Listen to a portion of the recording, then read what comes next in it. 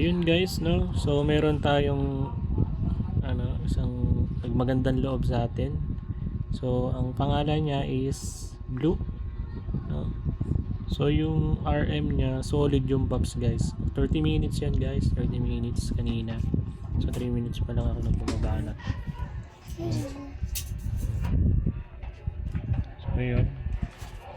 So solid. So balik na lang siguro ako sa kanya pag tapos ng 30 minutes. No? So yun, back to farm ulit ako guys. So salamat sa ayuda boss. Thank you.